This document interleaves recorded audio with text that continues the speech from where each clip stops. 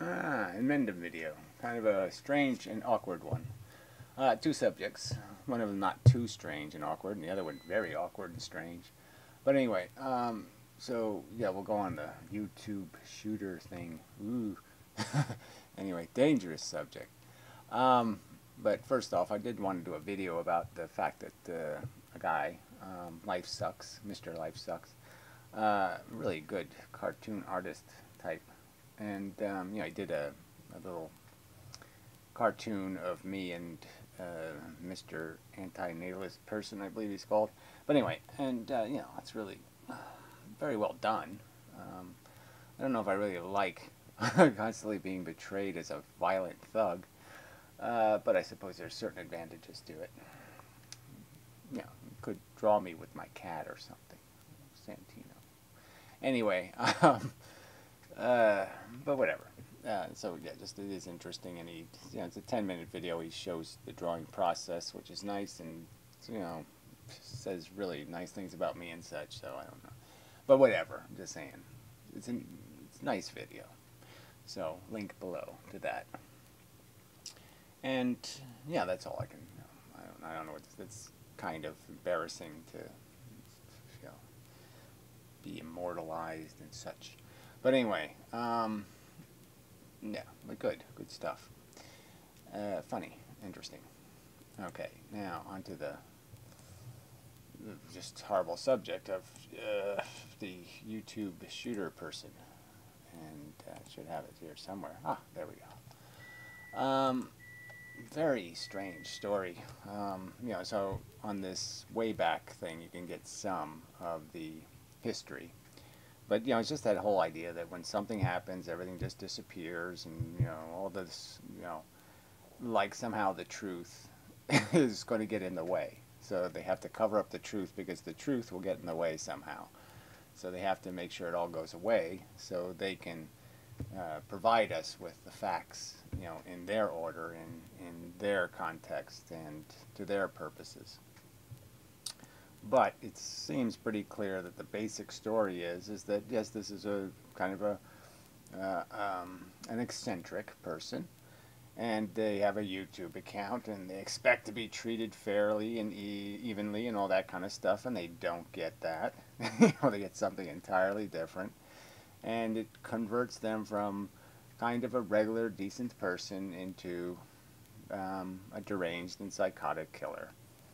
And I don't know if YouTube will figure out that that might be partly their fault, because they are an evil corporation that has their mother, Google, is the most evil of all corporations in the history of mankind. Just in the idea that it was founded on the principle that we need a non-commercial alternative, and then after they suckered the world by giving it away for free, then they put commercials on every single web page on the internet, and also decided what you get to see on the internet, conveniently. They put their commercials on websites, and then they get to decide what websites you go to. Oh, there doesn't seem to be any kind of conflict of interest there at all. Not hardly. Yeah. So anyway, you can get some context on this Wayback thing. You can't get the videos, most of them. I mean, her videos anyway. You get other people's videos that are still available. And so she apparently had an English channel. Most of it was in Farsi and Turkish, and the English channel was Nasim A.T. Bird. But yeah, it's not available anymore.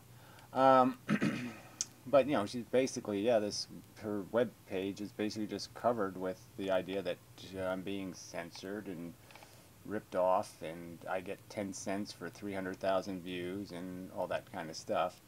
And you know, having had the personal experience of YouTube being completely irrational, in that it's wiped out my video channels, you know, channels with 600-700 videos. The Inmendham channel had over 2,000 videos, and it wiped it all.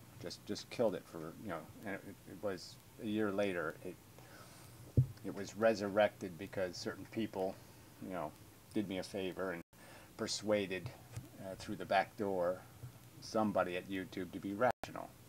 But yeah, if I didn't have a friend, I wouldn't have an inmendham channel even. So they would have wiped out the Do Not God channel and the inmendham channel for non-existent violations. That is, violations that have no comparison to what they allow on their partner channels. And that's funny here. She was a partner, and they treated her like shit, which is funny. I mean, ironically funny. So I know that there's nothing I can say. You know, she's a vegan, and you know, the animal rights things was really important to her. But clearly, she didn't do this because she was a animal rights fanatic. You know, she did this more because, you know, you give people nothing to lose, kind of thing. And it seems clear that she was fighting this battle for a long time, and she wasn't getting anywhere. And she just said, "The hell with it."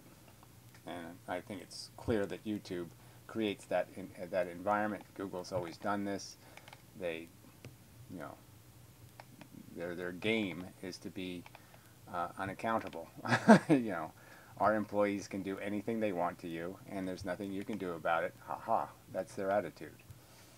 And this blowback is probably something somebody might have been able to predict. Just because the fact is this is all people have as a free speech mechanism, and you know, when somebody takes that away from you, it can be a substantial detriment. So it does say right here, you can copy and share my videos. There will be no copyright claims, you know, giving rights to her videos. And ironically, we don't have rights to them. You know, they can take them away, even though they're supposed to be fair use, free use, public domain, or by your own statement.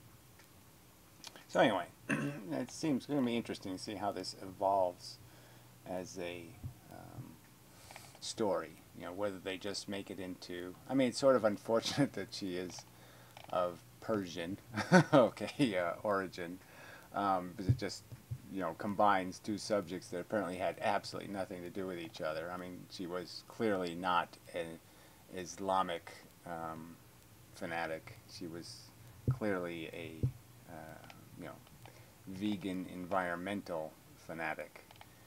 And, you know, she was a bodybuilder and, you know, exercise, fitness. Whoops, was this about health risks of anal sex? Yeah, I didn't see that one. But I can't disagree with her, right? I never got it either. So, yeah, we probably agree on that one. So maybe she still has some religious thing going on there, I don't know. But anyway, yeah, so you can't play, like I said, the videos that are most relevant to her. I did see some clips that the media provided of her videos, and they were all non-English, and probably they just picked the wackiest ones they could. But I'm sure, you know, she was an artist, so yes, a little bit, you know, out there. But this whole thing is, you know, this doesn't look like the kind of, this isn't the portrait of a tragedy, you know, that should have been. You know, this isn't the idea that, oh yeah, these nutters are, you know, any kind of, this is a very, like you'd argue, this isn't something that should have happened, you know, and this should have been preventable. Like, there's some crazy stuff you can't do anything about, but there's some crazy stuff you should be able to do something about, and this is the kind of crazy stuff that shouldn't have happened.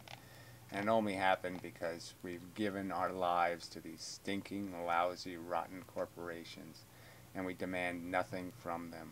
We deregulate them and basically say, fuck us any way you wish. And we'll just say thank you and pay you, you know, pay the check, you know, pay the man. And it's just sad that not enough of us can gain enough political cohesion to say no, to be able to say, no, we don't want to live in that world. We don't want to be a piece of property that a corporation can dispose of any way it wishes or treat any way it wishes. That we have something called a right here or there that has to be respected. And clearly YouTube has shown through the whole 10 years I've been on it that has absolutely no respect for any rights I might have as a content producer or as a citizen with free speech rights or for anything. None whatsoever. Could not care less. And if I cross their little arbitrary lines, and they're completely arbitrary, they're completely undefined as lines. And it all really has to do with their sacred employee looks at his computer and says, I don't like that, delete. And that's it. No appeal, no court of fairness, no nothing. And I, in fact, did go to court, actually, to try to fix some of this slop, okay? And you can't even get a rational judge to hear the case. That's how bad our system is. So, yeah, like I said, it'll be interesting. And I'll say no more because whatever I say will probably get me into trouble one way or another. But interesting. Really, it's, you know, it's bad. You know, and it's bad. You know, vegans don't need this. You know, a lot of things don't need. You know, this whole aggressive activism sometimes is just very dangerous. I mean, you really have to wait for the revolution. You know, the people that jump across the line too early are, you know, a little bit troublesome. So, because the blowback from this might be, you know, very bad in the sense that all of a sudden nobody can be on YouTube anymore, and then we all have to move somewhere else, and we all have to do this, and we all have to do that. Who knows what the consequence is going to be, and how much liability or responsibility YouTube's going to take for any of it. So it'll be interesting to see what happens. See how the censors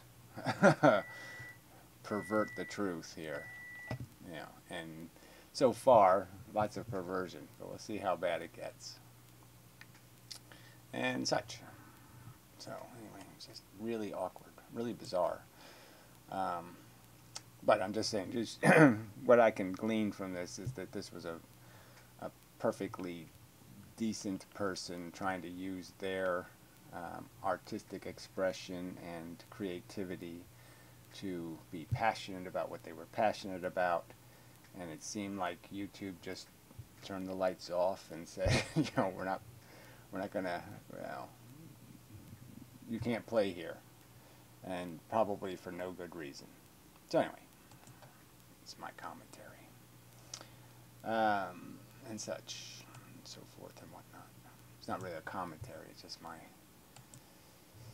awkward reaction to a very strange circumstance. You know, such, so forth and whatnot. And the whole gun thing too, right? It's another statement why just sell guns to anybody, anytime. You know. But anyways, till next time, such. What do you think? I think that's it. I mean, it's, yeah, it's too awkward a subject. You have to, yeah, it's too dangerous a subject. That's all it comes down to. It's too dangerous to honestly express an opinion on this subject. Yes, in America, too dangerous.